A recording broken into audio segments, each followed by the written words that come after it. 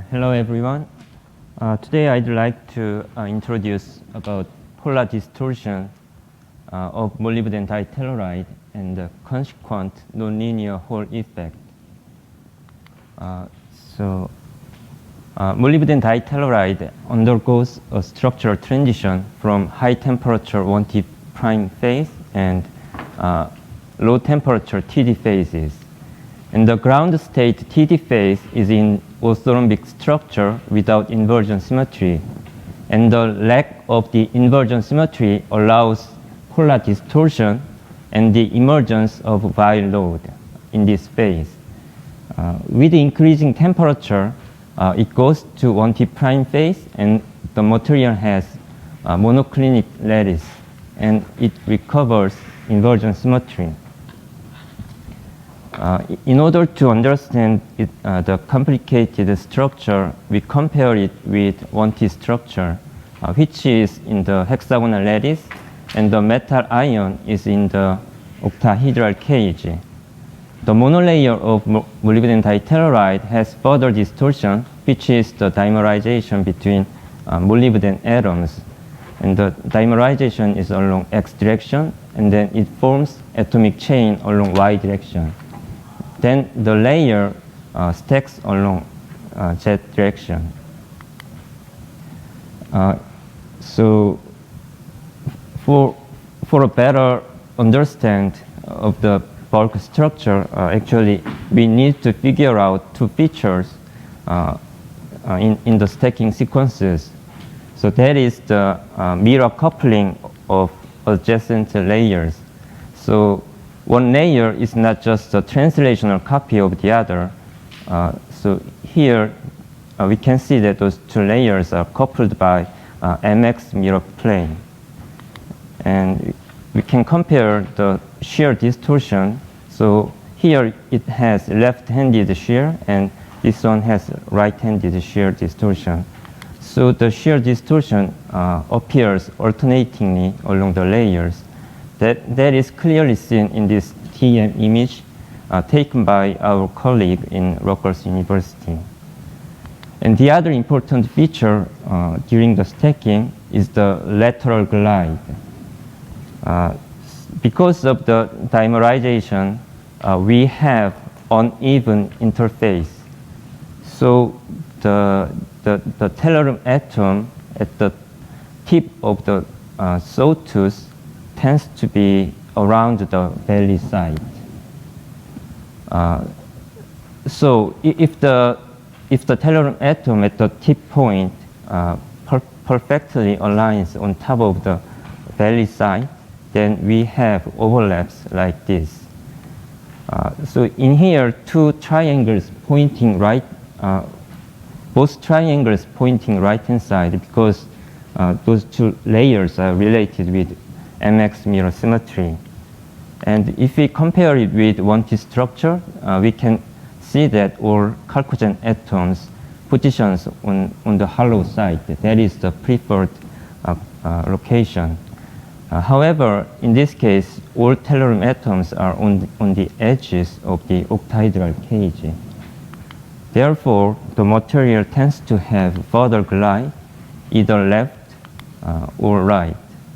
So in the former case, all tellurium atoms on the upper layer sit on the hollow side. So that is the preferred position, whereas the tellurium atoms on the bottom layer is behind the triangle. So it is below the molybdenum atom, and that is unfavored position. On the other case, still one type of tellurium atoms are in the favored position, whereas the other type of tellurium atoms are in unfavored position. As a result, both two glide gives almost the same energy gain. Therefore, we have two equivalent stacking sites in this material. And those two equivalent stacking sites gives so by using those two equivalent stacking sites, we can think of several metastable structures. For example, if we take one type of glide or one type of stacking all the way, then the structure would be inclined. And that is the monoclinic 1D prime phase. And if we take alternating stacking side, then it will be orthorhombic. That is the TD phase. And from this understanding, we can think of some hypothetical high symmetry parent structure. We called it as T0, which has no glide error. And then the rest of the structures can be considered as a consequence of shear instability and optical phonon instability. And then the question is, do you really expect any polar distortion among these TD phases? Because it has very isotropic or symmetric displacement, it is harder to imagine polar distortion among these materials. However, it indeed has polar distortion, and it is normal to the surface. So in order to understand the polar distortion, we need to look at local structures more closely. So previously, we observed the overlap from the top view. And in this view, all the upper tetrahedrons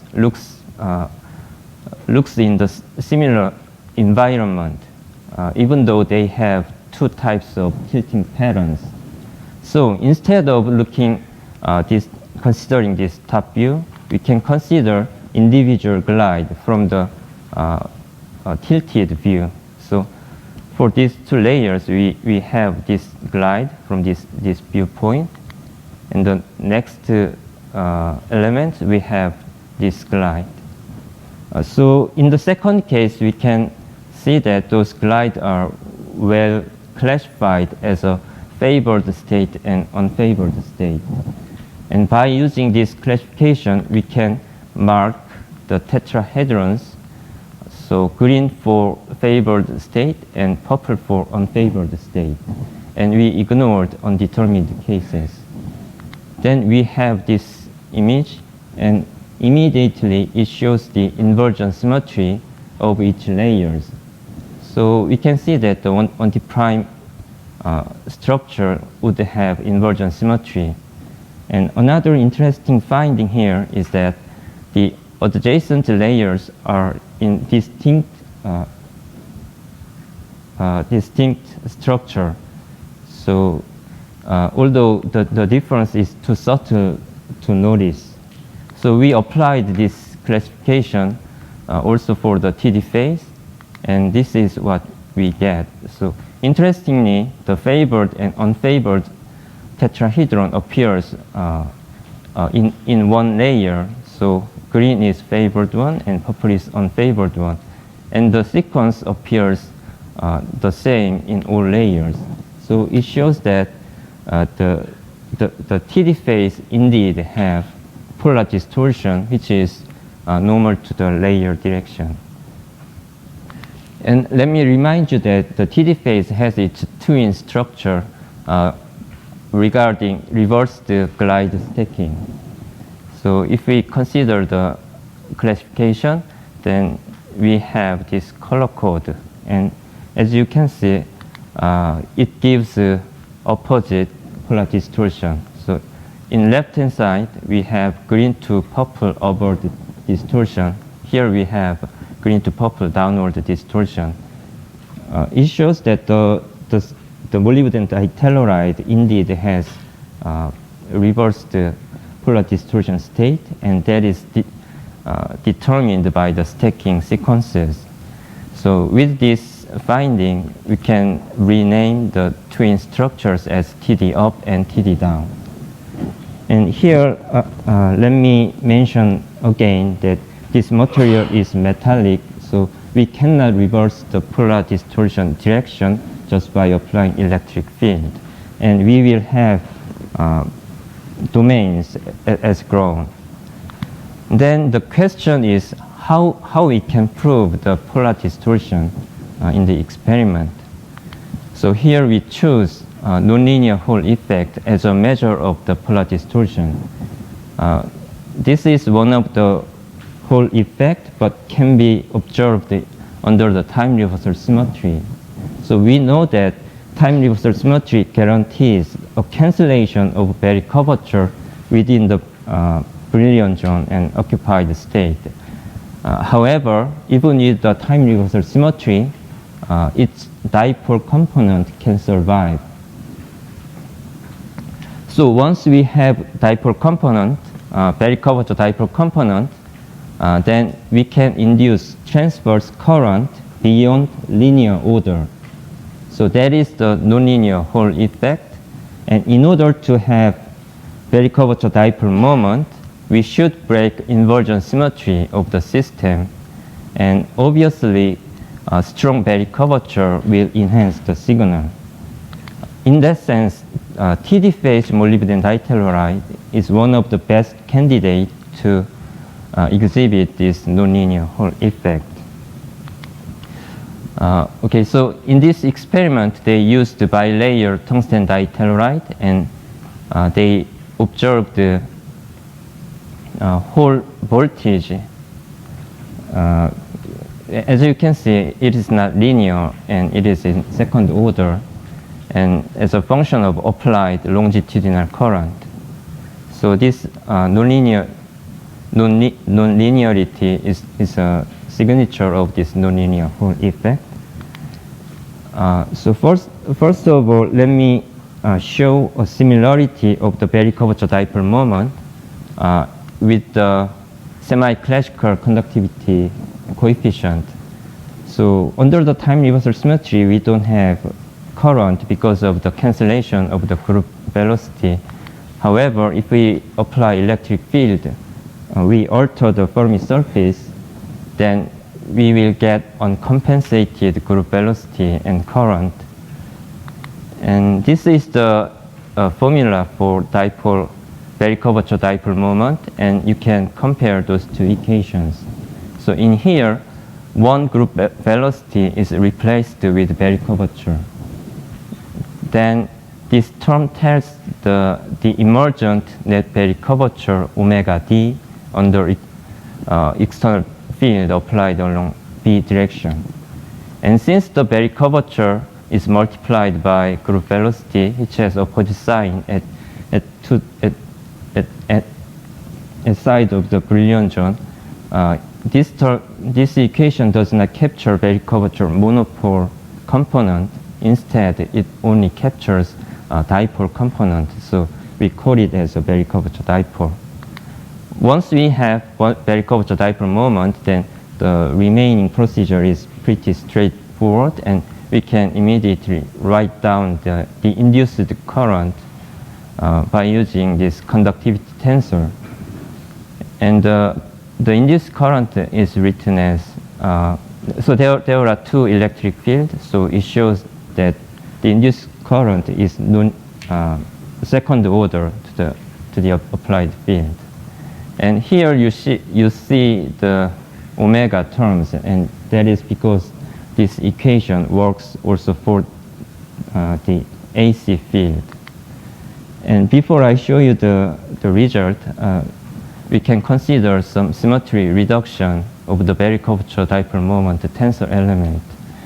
So the material has My mirror symmetry, which sends group velocity Vy to minus Vy, and Berry curvature omega x to minus omega x, and so for Z term. And then we have several elements eliminated. Since the material has further Mx mirror symmetry coupled with half glide, there additional terms are eliminated, and as a result, we have non-vanishing dxy and dyx terms. Okay, so this is how we calculate the Berry curvature dipole moment. In order to reduce the expensive Berry curvature calculation, we first obtained the Fermi surface and then calculated Berry curvature on the Fermi surface. So this color shows the group velocity along x direction, and this is Berry curvature y, and this is multiplication of those two. And then we integrated this term over the Fermi surface. So this is the result integrated at the Fermi level. So we get 1.6 for dxy and 6.7 for dyx. And I should note that the Berry curvature dipole moment is dimensionless parameter in 3D system. And because of the symmetry, the twin structure should have opposite sign. And this is a previous report, so it shows Berry curvature dipole moment of some other Weyl semi-metals. And as you can compare, our result is comparable or larger than many Weyl semi-metals.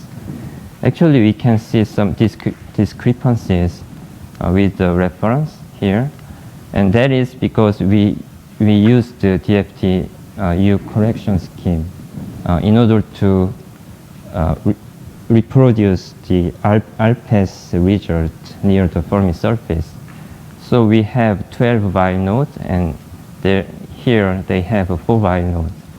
But since we have larger Weyl node, it is natural to have a strong signal. Okay, so we have a Berry curvature dipole moment. Then we can think of the induced transverse current.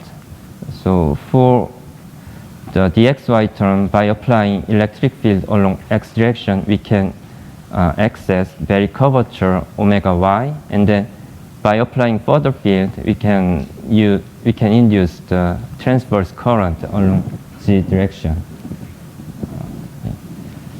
Yeah, then the induced current is out of plane, and it would be proportional to the square of electric field. So we will have a nonlinear Hall current out of the plane by applying in-plane current. And in other way, we can apply electric field along z direction, then the induced current would be along x direction. And also, it will be proportional to Ex and Ez. Okay, so to sum up, we have discussed two equivalent stacking sites and the relevant structures, metastable structures, and we figured out the two opposite polar distortions, and also we confirmed that the reasonably large Berry curvature dipole moment of molybdenum ditelluride. So by applying electric field along the plane direction, we will have opposite out-of-plane response current in opposite domains. Okay, this is it, and thank you for your attention.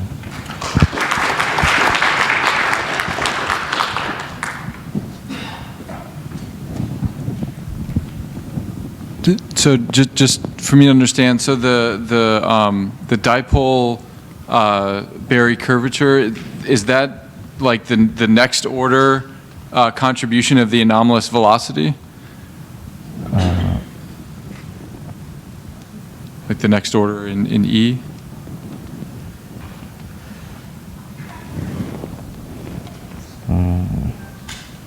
Yeah. Well, I mean,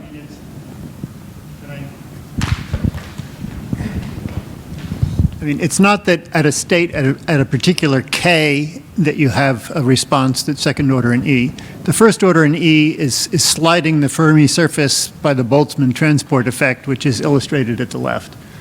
And then the second E is just doing the usual Berry curvature, the usual anomalous velocity thing. So one E shifts the Fermi surface, the other one is just in the usual anomalous velocity formula.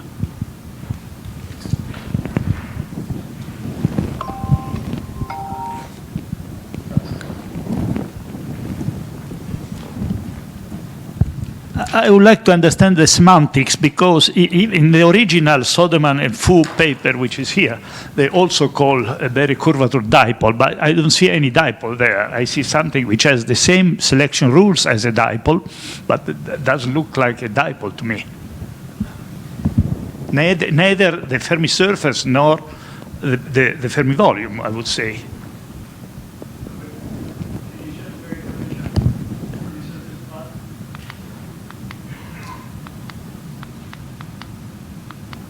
So I have a velocity normalized on the Fermi surface times if you look at, you have not written there, but if you look at the Fermi volume, it is a k derivative with respect to k derivative of the Berry curvature integrated over the volume. So why a k derivative is a dipole? It is not clear to me. Dipole on the Fermi surface, because a particular component of the Berry curvature is positive on this side of the Fermi surface and negative on this side. Yes, but you are multiplying by a velocity, so you're not multiplying by k, I would say. If you multiply by k, that's right, but it's not multiplied by k, it's multiplied by velocity. So the dipole would be, in the volume, would be k times the volume Berry curvature. Even in the surface could be k in the surface time the Berry curvature. So the semantics, the formula, only the semantics. I don't understand why it's called a dipole. Okay, so let's conclude the session with this. Thank all our speakers and go for the coffee break.